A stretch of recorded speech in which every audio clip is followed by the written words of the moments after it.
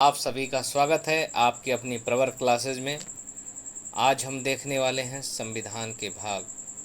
हमारा आज का टॉपिक होने वाला है संविधान के भाग।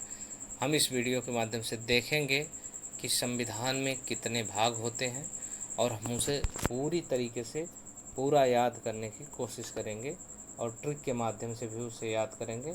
और जो अनुच्छेद इम्पॉर्टेंट हैं और प्रमुख हैं, हम उन अनुच्छेदों को भी याद करेंगे। तो हम देखते हैं इस वीडियो के माध्यम से कि संविधान के कौन कौन से भाग हैं। तो सबसे पहले हम भारत की बात करते हैं। तो भारत में हम यही देख लेते हैं कि भारत में कितने राज्य हैं और कितने केंद्र शासित प्रदेश हैं। अगर भारत की बात करा जाए तो भारत में वर्तमान समय में 28 राज्य हैं और 8 केंद्र शासित प्रदेश हैं, यानी यूनियन टेरिटरी, यानी केंद्र शासित प्रदेश 8 हैं। और संविधान में भाग की बात करा जाए संविधान के, तो संविधान में 22 भाग हैं। इसमें संविधान में वर्तमान समय में 22 भाग हैं। कहीं कहीं आपको देखने मिलेगा कि 25 भाग हैं, लेकिन जो भाग के कुछ सब पार्ट हैं उन्हीं को जोड़ा जाता है। लेकिन हम संविधान में कितना भाग मानेंगे? 22 भाग। तो हम सबसे पहले यही देख लेते हैं भारत की जो शुरुआत होती है भारत से, तो यही देखेंगे कि भारत कितने राज्यों से बना है। भारत राज्यों का संघ है, तो भारत 28 राज्यों से बना है और 8 केंद्र शासित प्रदेशों से बना है। अभी हम इसको और डीप तरीके से देखेंगे और एक बेहतर तरीके से याद करने की कोशिश करेंगे। पहले हम देखते हैं कि संविधान के भाग कौन कौन से हैं। पहला देखते हैं संविधान का भाग। पहला भाग है संविधान का संघ एवं उसके राज्य क्षेत्र। तो संघ एवं उसके राज्य क्षेत्र, अगर किसी भी देश की बात करा जाए या भारत की ही बात करा जाए, तो सबसे पहले हम इस पूरे देश के बारे में बात करेंगे, पूरे इस देश के बारे में बात करेंगे। जैसे कि संघ एवं राज्य क्षेत्र की बात करें, यानी कि भाग 1। सबसे पहले हम क्या याद रखेंगे? भाग 1। भाग 1 में कहाँ से कहाँ तक है? अगर अनुच्छेद की बात करें तो भाग 1 अनुच्छेद से 1 से 4 तक है। तो हम इसे कैसे याद रख पाएंगे कि अनुच्छेद 1 से 4 तक है? भारत संघ एवं राज्य क्षेत्र 1 से 4। तो हम क्या करेंगे? मैप को देखेंगे। मैप को देखेंगे, भारत राज्यों का संघ है, तो भारत को इधर से और इधर से यानी चारों तरफ से देखा जाए तो चारों तरफ से भारत है। चारों तरफ से देखा जाए तो चारों तरफ से भारत का क्षेत्र है। यानी इसे याद कर सकते हैं कि अनुच्छेद 1 से 4 तक चारों तरफ से भारत है। यानी कि हमारा जो पहला भाग है उसमें भारत संघ एवं राज्य क्षेत्र के लिए वर्णित किया गया है और इसमें है 1 से 4 तक। अब तो ये हो गया कि भारत को 1 से 4 अनुच्छेद तक रख दिया गया। फिर उसके बाद दूसरा आता है कि इसमें अगर कोई भी नागरिक रहता है तो उसके लिए हम दूसरे भाग में क्या करेंगे? हम उसके लिए नागरिकता देंगे। हम इसी माध्यम से समझते हैं। पहले हमने क्या बनाया? संघ एवं राज्य क्षेत्र बनाया। उसके बाद हम उसकी क्या करेंगे? किसी भी नागरिक के लिए नागरिकता देंगे। नागरिकता कहाँ से कहाँ तक है? नागरिकता अनुच्छेद 5 से 11 तक है। अनुच्छेद 5 से अनुच्छेद 11 तक है। उसके बाद बात करते हैं, अगर हम जब नागरिकता दे देंगे तो नागरिकों के लिए हमें क्या देना पड़ेगा? नागरिकों का भी तो कोई अधिकार होना चाहिए। तो अब हम दे देते हैं नागरिकों के लिए मौलिक अधिकार। नागरिकों को क्या मिल गया? मौलिक अधिकार। इनका कुछ मौलिक अधिकार होगा। और कहाँ से कहाँ तक है? इस अनुच्छेद को याद रखेंगे 11 के बाद यानी 12 से 35 तक। 12 से 35 तक याद रखेंगे इसको। मौलिक अधिकार 12 से 35 तक। कहाँ से कहाँ तक है? 12 से 35 तक। पहले हम क्या बनाए? संघ एवं राज्य क्षेत्र बनाए। फिर उसके बाद नागरिक जो हैं उनके लिए नागरिकता दिए। अब नागरिकों को अधिकार देने के लिए हमने मौलिक अधिकार बना दिया। जब मौलिक अधिकार बन गया तो राज्य भी इनको कुछ न कुछ देगा। तो राज्य क्या देगा? राज्य इनके लिए दिया नीति निर्देशक तत्व, जो कि 36 से 51 अनुच्छेद तक आता है। तो एक क्या है, राज्य इनके लिए क्या दिया? नीति निर्देशक तत्व। अब राज्य जब इनके लिए नीति निर्देशक तत्व दे दिया तो अब नागरिकों का भी कुछ दायित्व बनता है, कुछ कर्तव्य बनता है कि जो संघ को और राज्य को अदा करें।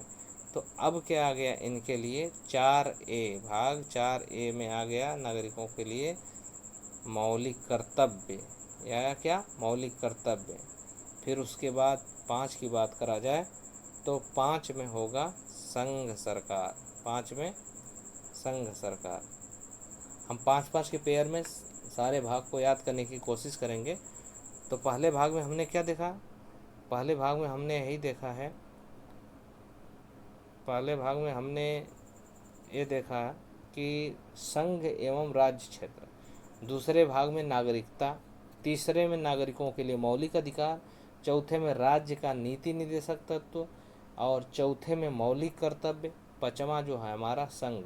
अगर संघ की बात करा जाए तो अगर इसको भी बहुत डिटेल में पढ़ेंगे तो संघ में भी 5 भाग हैं। कार्यपालिका है, संसद है, राष्ट्रपति की विधान शक्तियाँ हैं, संघ का न्यायपालिका है और भारत का नियंत्रण एवं महालेखा है। तो ये 5 अध्याय इसमें दिया गया है, तो उसे बहुत जानने की ज़रूरत नहीं है। हमें यह जान लेते हैं भाग 5 में क्या है। भाग 5 में संघ सरकार है। ओके, तो इस तरह से हम फिर से समझ लेते हैं। भाग 1 में संघ एवं राज्य क्षेत्र है।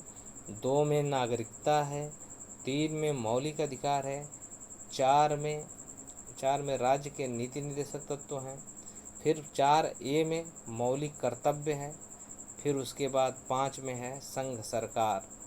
संघ सरकार को अगर याद रखें कि कौन से अनुच्छेद है, पहले तो हम मौलिक कर्तव्य को देख लेते हैं कौन सा अनुच्छेद है। तो मौलिक कर्तव्य याद करने के लिए बहुत ही आसान रहेगा, 51 का क, यानी कि मौलिक कर्तव्य।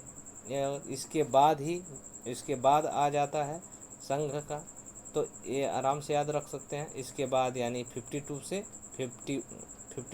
51 तक, यानी 151 तक, 52 से 151 तक इसको याद रखेंगे संघ सरकार को। तो इस तरह से हम 5 भाग को याद कर लेते हैं। इसके बाद हम 6वें भाग पे चलते हैं कि 6वां भाग क्या है।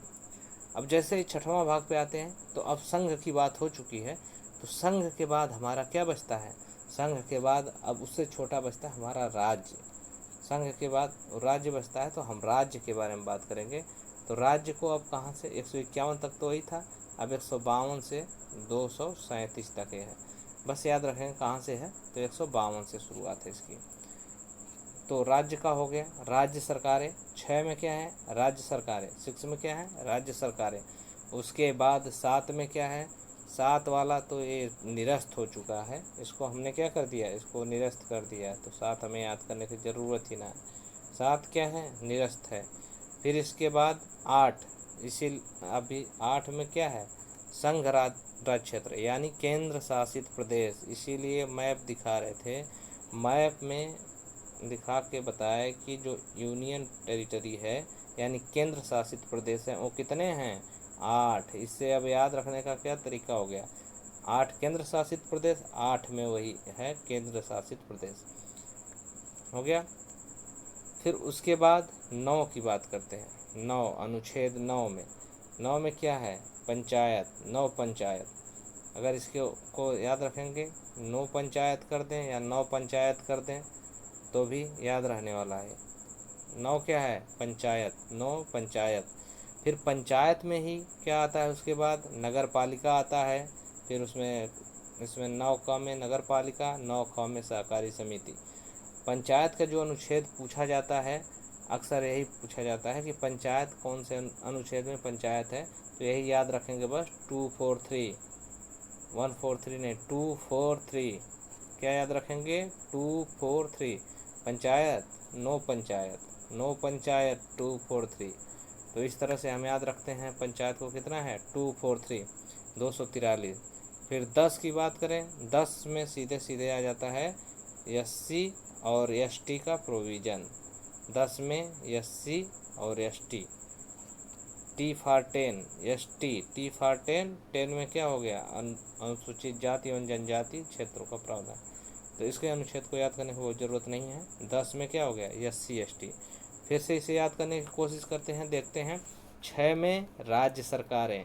7 में राज्यों से संबंधित अनुसूची थी जो खंड ख के द्वारा निरस्त कर दी गई, तो 7 को याद करने की ज़रूरत नहीं। 8 में 8 संघ राज्य हैं, तो 8 से ये याद हो जाता है। फिर पंचायत, 9 पंचायत, कौन सी 9 पंचायत, 243।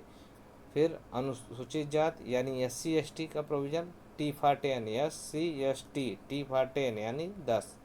फिर इसके बाद हम 11वां देखते हैं। इस तरह से 5 याद हो गया। फिर हम 11 वाला देखते हैं। 11 का देख लेते हैं।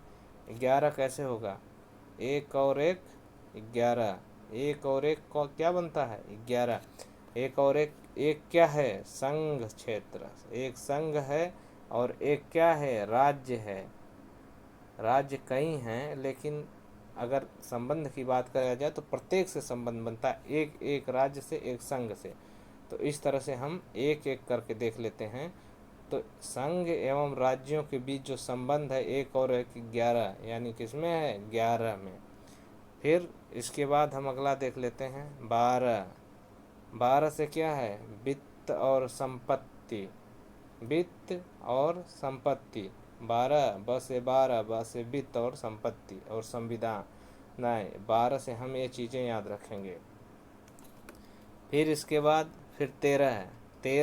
13 को याद करने का बिल्कुल आसान तरीका है। 13 को याद करने के लिए ये भी याद रख सकते हैं, इसमें 13 घाटा याद कर सकते हैं ऐसे भी। 13 तो घाटा किस में होता है, व्यापार में, वाणिज्य में। और व्यापार वाणिज्य करेंगे उसमें, तो राज्य क्षेत्र के भीतर वाणिज्य कर समागम। तो ये चीज़ें क्या है इस 13 में। 13 को याद रखने के लिए अगर 13 पूछा जाए कि कौन से अनुच्छेद हैं 13 के तहत, तो 13 को याद रखने के लिए हम आसानी से याद रखते हैं। 13 कौन से में है, अगर इसको 13 को लिखा जाए तो 13 को हम लिखेंगे 1 और 3। अगर बस 1 और 3 हम चूँकि उधर जान ही चुके हैं कि कौन सा अनुच्छेद है, इसके बीच में अगर 0 ऐसे लगा देते हैं और इसको उल्टा देख लिया जाए तो इसमें आ जाता है 301, यानी 301। 13 से याद रखेंगे 301, इसको याद भी कर सकते हैं। 13 से क्या है, इसमें 13 घाटा व्यापार में। तो इसे देख लेते हैं 14वां भाग। 14वां भाग में जो है संघ एवं राज्यों के अधीन सेवाएं हैं। संघ एवं राज्यों के अधीन सेवाएं हैं। इसका पहला पार्ट देखा जाए तो सर्विस है यानी सेवाएं, दूसरा देखा जाए तो लोक सेवा आयोग है। लोक सेवा आयोग को अगर कहा जाए किस पार्ट में है तो ये 14वें भाग में है। फिर 14 का क का जो है वो अधिकरण है, 14 क में अधिकरण है। फिर इसके बाद अगला आता है 15। 15 इम्पॉर्टेंट भाग है, 15वां। 15 भाग इम्पॉर्टेंट है। 15 आता है निर्वाचन, निर्वाचन से आता है। 15 किससे है, निर्वाचन। 15 भाग निर्वाचन, 324 से 329 क तक, 324 अनुच्छेद से 329 क तक है। इस तरह से ये 5 अनुच्छेद हम आप करिएगा, 5 भाग हम याद कर लेते हैं। 11 से लेकर 15 तक इस तरह से याद हो गया। फिर से एक बार रिकॉल कर लेते हैं। भाग 11 में क्या है बताया, 1 और 1, 1 और 1 11, यानी संघ और राज्यों के बीच जो संबंध है उसे कहते हैं। 12 बस 12, 12 से वित्त, 12 से वित्त हो गया। फिर इसके बाद 13, 13 से हमने याद रखेंगे 13 से, इसमें 13 घाटा, 13 घाटा की बात करें जाए तो व्यापार में होगा, तो यानी कि 13 से व्यापार होगा। फिर उसके बाद 14, 14 में जो है, 14 में संघ एवं राज्यों के अधीन सर्विस है, सर्विस है और लोक सेवा आयोग है। फिर 14 का क की बात किया जाए तो 14 के क में अधिकरण है। फिर उसके बाद अगला देख लेते हैं 15, 15 में निर्वाचन है, 15 में निर्वाचन है, याद रखेंगे 15वां में, 15 में निर्वाचन है, 324 से 329 का तक। फिर इसके बाद 16, 16 की बात करेंगे तो 16 में कुछ वर्गों के लिए विशेष उपबंध है। किसी वर्गों के लिए मतलब कुछ वर्गों के लिए विशेष उपबंध है या विशेष प्रावधान है। फिर उसके बाद हम अगले पे आते हैं 17। 17 थोड़ा इम्पोर्टेंट हो जाता है। 17 इम्पोर्टेंट हो जाता है, 16 भी थोड़ा इम्पोर्टेंट है क्योंकि कुछ वर्गों के लिए विशेष उपबंध है। 17 की बात आएगी, 17 ये है राजभाषा। 17 क्या है? राजभाषा। राजभाषा याद रखेंगे 243 से 351 तक। ये याद किस में रखेंगे? राजभाषा किस में है? 343 में। 343 में राजभाषा है। 343 में राजभाषा है। फिर आपात उपबंध। आपात उपबंध की बात करा जाए तो आपात उपबंध है 352 में। 352 में आपात उपबंध है, 352 से 360 तक। ये किस में है? 18 में। 18 से 18 में याद रखेंगे आपात उपबंध। 18 में आपात उपबंध अनुच्छेद याद रखेंगे 352। 352 को याद रखने के लिए हम यहाँ से अगर पहले हम याद रखे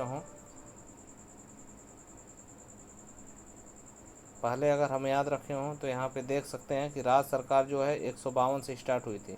152 से स्टार्ट हुई थी तो 52 यहाँ से याद रखेंगे तो यहाँ पे याद रख सकते हैं 352। 352 में आपात उपबंध। अगर जैसे राज्य सरकार फेल होती है या कोई भी ऐसे कारण आता है तो उसमें क्या होता है? राष्ट्रपति शासन लगता है, आपात उपबंध यानी 352। उसे याद रखने के लिए याद रखेंगे 352 आपात। फिर 19 की बात है तो 19 में आएगा प्रकीर्ण।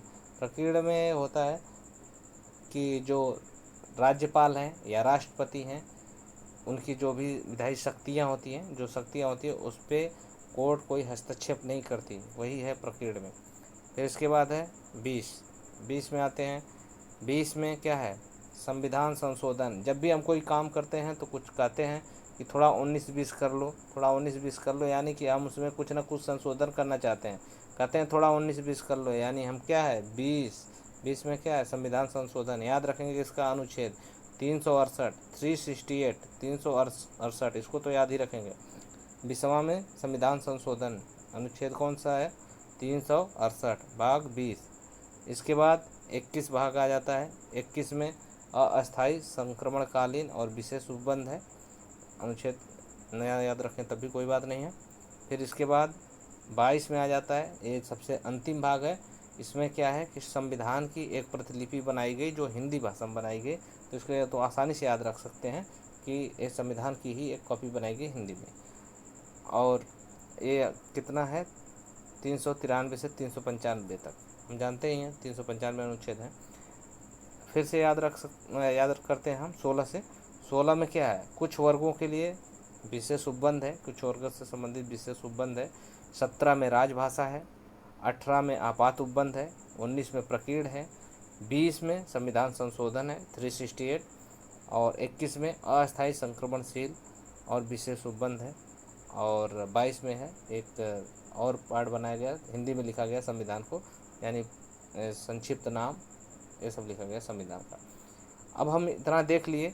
इतना देखने के बाद, इतना अगर हम देख चुके हैं तो याद रखिए कि हम आगे इसमें से कुछ प्रश्न लगाएंगे जो बार बार पूछे जाते हैं, जो आए हुए हैं उस प्रश्न को लगा लेते हैं। तो उस प्रश्न को लगाने से हम देखेंगे कि ये सारी चीज़ें, हमारे सारे कंसेप्ट क्लियर हो चुका है, बहुत आसानी से सब कुछ लगा पाएंगे। ओके फ्रेंड्स, तो हम देख लेते हैं संविधान के भाग से जो महत्वपूर्ण प्रश्न बार बार पूछे जाते हैं, जो बार बार कई परीक्षाओं में आते हैं, उनको हम देख लेते हैं। तो हमारा पहला प्रश्न है, भारतीय संविधान के कितने अध्याय भाग में विभाजित किया गया है? यानी भारतीय संविधान को कितने अध्याय या भाग में विभाजित किया गया है? 16 पहला है, गलत। 24 गलत। 25 नहीं, यानी आपका डी वाला आंसर सही है, 22। फिर अगला प्रश्न है, संविधान के किस भाग में संविधान संशोधन की प्रक्रिया का उल्लेख है? तो भाग जो 3 है, भाग 3 में क्या है? मौलिक अधिकार है। भाग 3 में क्या है? मौलिक अधिकार है। 4 में क्या है? भाग 4 में आपका है नीति निदेशक का तत्व। और 20 में आपका क्या है? संशोधन की प्रक्रिया, यानी सी ऑप्शन सही है। और भाग 21 की बात करें तो इसमें संक्रमणकालीन व्यवस्था की गई है, तो यानी इसका सी ऑप्शन सही है, सी आंसर सही है इसका। ठीक है, फिर अगला प्रश्न देख लेते हैं। संविधान के कौन से भाग में पंचायती राज की व्यवस्था, पंचायती राज से संबंधित प्रावधान सम्मिलित किए गए हैं? भाग 6, 6 भाग आ जाता है राज्य से। भाग 7 की बात किया जाए तो ये निरस्त कर दिया गया है। 8 की बात किया जाए तो 8 कितने हैं? केंद्र शासित प्रदेश, यानी ये केंद्र शासित से संबंधित है। भाग 9 की बात किया जाए तो हमने बताया 9 पंचायत, यानी 9 भाग में पंचायत। हम चौथा प्रश्न देख लेते हैं कि चौथा प्रश्न में क्या है। संविधान के किस भाग में अस्थायी संक्रमणकालीन विशेष उपबंधों का प्रावधान है? तो यहाँ पे क्या आ जाता है? भाग 18। 18 में क्या है? आपातकालीन उपबंध है, आपातकालीन। भाग 19 की बात करें तो 19 में क्या है? 19 में है प्रकीर्ण। और भाग 21 में बात करें तो भाग 21 में ही है अस्थायी संक्रमणकालीन व्यवस्था, यानी इसका क्या है? इसका सी ऑप्शन सही हो जाएगा। फिर उसके बाद 5वें प्रश्न पे आते हैं। हमारे संविधान के किस भाग में 3 सोपानों में पंचायतें बनाने की परिकल्पना की गई है? तो पंचायत की बात आ गई। फिर हमने कहा था नो पंचायत, नो पंचायत बार बार, तो यानी कि इसका तो पहला वाला ही ऑप्शन हो गया सही, यानी ए वाला ऑप्शन सही हो गया। लेकिन देख लेते हैं इसका भाग 10 क्या है। 10 में हमने कहा एस सी और एस टी, टी फॉर 10, यानी 10, इसके लिए प्रावधान है। एस सी एस टी के लिए विशेष प्रावधान। और भाग 11, 11 को बताया था 1 और 1, राज्य और केंद्र दोनों के बीच संबंध। भाग 12, भारत से वित्त, भारत से क्या है? भारत से वित्त, वित्त संपत्ति संविदा है इसमें। फिर इसके बाद अगला प्रश्न हम देख लेते हैं। निम्नलिखित में से संविधान के कौन सा भाग नगर पालिकाओं से संबंधित है? इसमें पूछा गया है नगर पालिका से कौन सा संबंधित है, तो देखते हैं। पहला भाग 6, भाग 6 किससे संबंधित है? राज्य सरकार। और भाग 7 क्या है? निरस्त कर दिया गया है। भाग 8 क्या है? केंद्र शासित प्रदेश के लिए है। और भाग 9 ए क्या है? ये है नगर पालिका के लिए, यानी यही सही होगा, ऑप्शन डी। फिर अगला देख लेते हैं क्वेश्चन 7। निम्नलिखित में से किस भाग में नीति निर्देशक तत्वों का उल्लेख किया गया है? तो भाग 3 में क्या है? भाग 3 में दिया गया है मौलिक अधिकार। भाग 3 में क्या है? मौलिक अधिकार। और भाग 4 में क्या है? नीति निर्देशक तत्व, यानी बी वाला ऑप्शन सही होगा। और भाग 2 में क्या है? 2 में नागरिकता है। और भाग 9 में क्या है? 9 पंचायत, यानी डी में क्या है? पंचायत। इस यानी नीति निर्देशक तत्वों को पूछा गया है। नीति निर्देशक तत्वों को पूछा गया तो नीति निर्देशक तत्व किस में है? नीति निर्देशक तत्व आपका होगा भाग 4 में, यानी बी वाला ऑप्शन सही है। कौन सा ऑप्शन सही है इसका? बी वाला। फिर इसके बाद अगला प्रश्न हम देख लेते हैं।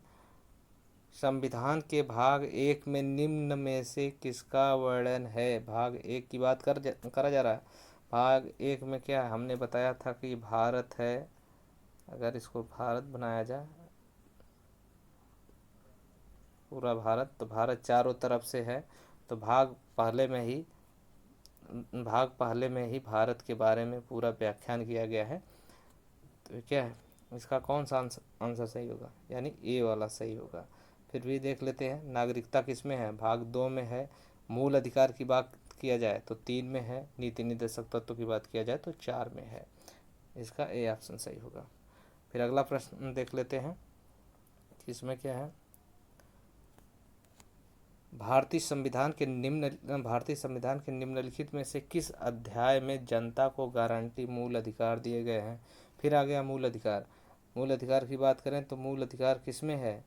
मूल अधिकार भाग 3 में है। मूल अधिकार किस में है? भाग 3 में। भाग 4 में क्या है? नीति निर्देशक तत्व है, नीति निर्देशक तत्व है। और भाग 1 में क्या है? संघ एवं राज्य क्षेत्र के बारे में दिया गया है। भाग 2 में क्या है? नागरिकता है। इस तरह से आप लोगों को काफ़ी चीज़ें इसमें स्पष्ट हो चुका होगा कि कौन से भाग में क्या है। फिर और भी प्रश्न देखते हैं जिससे और भी स्पष्ट हो जाएगा। आप चैनल को सब्सक्राइब कर लीजिए प्लीज़, और लाइक भी कर दीजिए। देखिए अगला प्रश्न आप पे आते हैं। भारतीय नागरिकों के मूल कर्तव्यों का विवरण नागरिकों के लिए मूल कर्तव्यों का विवरण संविधान के किस भाग में दिया गया है? भारतीय नागरिकों के लिए मूल कर्तव्य, यानी ये पूछा क्या जा रहा है, मूल कर्तव्य किसमें है? तो भाग 1 में क्या है? भाग 1 में संघ एवं राज्य क्षेत्र है। भाग 4 के क में क्या है? भाग के 4 क में है मूल कर्तव्य। 4 क में क्या है? मूल कर्तव्य। 2 में नागरिकता। 4 में क्या है? नीति निर्देशक तत्व। तो इसका कौन सा आंसर ऑप्शन सही होगा? बी वाला ऑप्शन सही होगा, 4 का क। फिर इसके बाद हम आ जाते हैं अगले प्रश्न पे।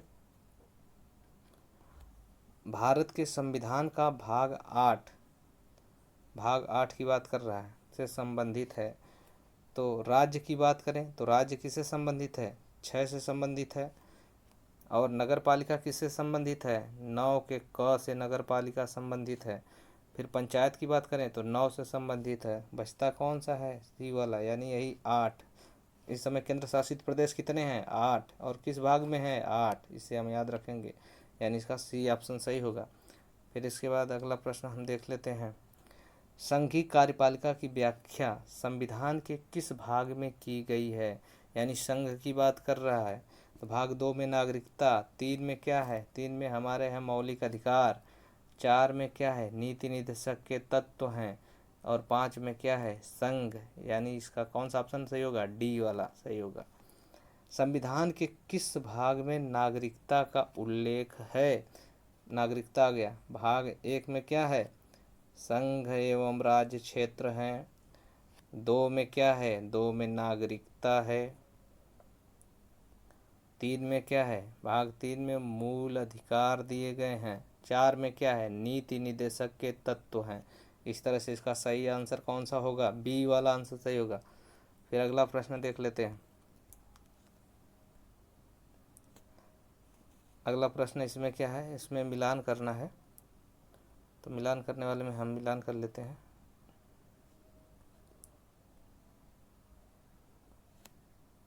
मिलान कर लेते हैं। भाग 9 किस में है? 9 पंचायत, यानी सी वाला, यानी तीसरा इसका सही होगा। फिर 8 में क्या है? 8 कितने हैं? संघ क्षेत्र हैं, यानी यूनियन टेरिटरी, बी वाले का 1 होगा। फिर 4A, यानी क्या है? 4A है मूल कर्तव्य। और फिर क्या है? 9A क्या है? नगर पालिका।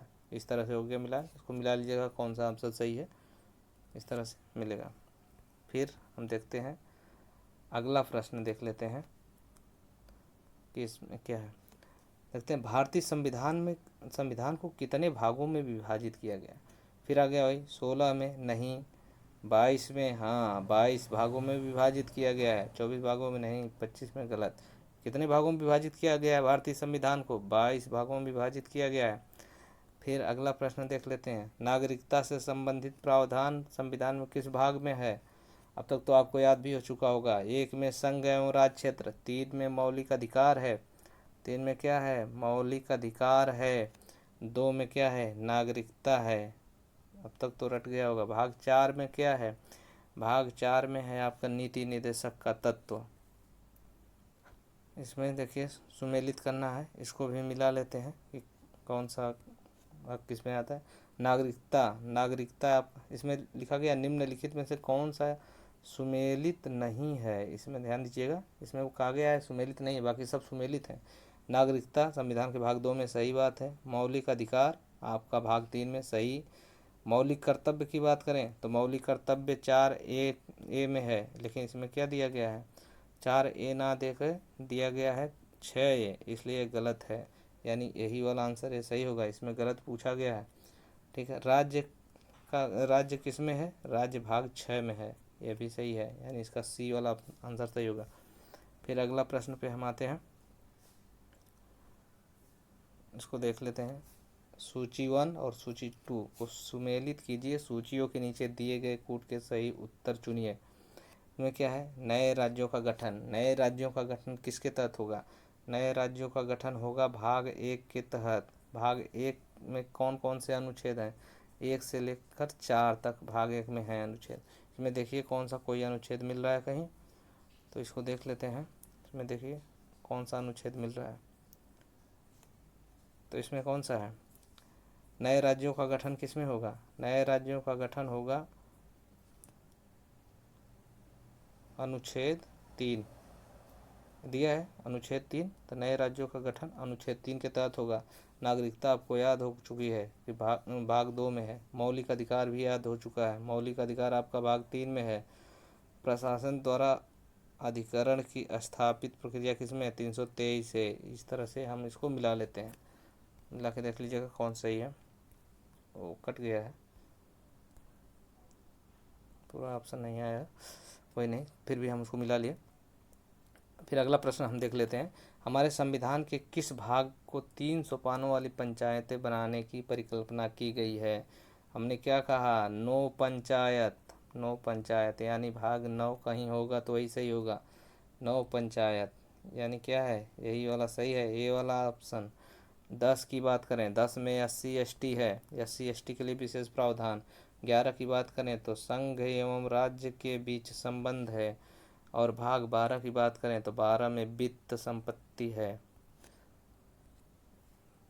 ओके, फिर अगला प्रश्न पे हम आ जाते हैं। अगला प्रश्न है, यही आखिरी प्रश्न है, देख लेते हैं। भारतीय संविधान का कौन सा भाग और अध्याय संघ और राज्यों के बीच विधायी संबंध के बारे में है? बार बार बताया जा चुका है, संघ एवं राज्य, एक संघ है एक राज्य, दोनों के बीच में 1 और 1 11, इसमें पूछा गया है 1 और 1 11। भी ध्यान दीजिएगा कि इसमें भाग अध्याय 1 में है, अध्याय 1 में, यह भी याद रखने का सरल है। तो इसमें कौन सा ऑप्शन सही होगा? भाग 11 अध्याय 1, 1 सब है, ए इस तरह से सही हो गया। तो इसका ये बी वाला गलत है, सी वाला भी गलत है, डी वाला भी गलत है, यानी ए वाला सही है। 13 का कौन सा ऑप्शन सही है? ए वाला। इस तरह से हम सारे क्वेश्चन को कंप्लीट कर लिए। आशा करते हैं कि सब याद हो चुका होगा। अगर वीडियो पसंद आती है तो प्लीज़ इसे लाइक भी करें और सब्सक्राइब भी ज़रूर कर लें। धन्यवाद।